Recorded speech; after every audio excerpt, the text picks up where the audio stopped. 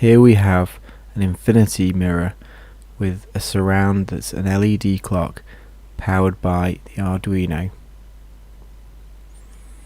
As can be seen here, there is an LED strip which is of the WS2812, and here is an Arduino Nano connected to a real-time clock. There's a battery which enables the time to be retained when we turn the power off, and here is a rotary encoder with a push button.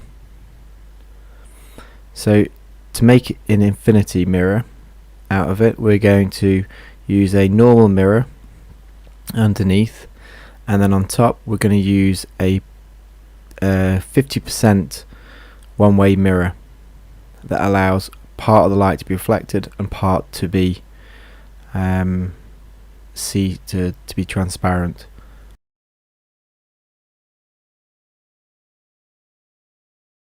Now I have CNC'd this plywood to create slots for each of the LEDs, and here you can see that I've painted each slot white and then the inside black, and that's to emphasize each light, and then I put that on top of the one-way mirror and then put the normal mirror on the back, get it screwed down. So if we get it plugged in, and now we can see the nice effect as it appears to go beneath kind of the surface of the table, and now you can see that kind of real 3D effect of those LEDs as it drops back.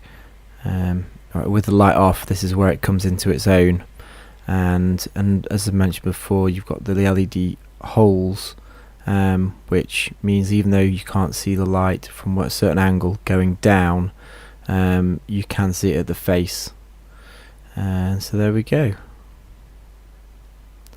That is the LED clock with the infinity mirror, powered by an Arduino, all open source.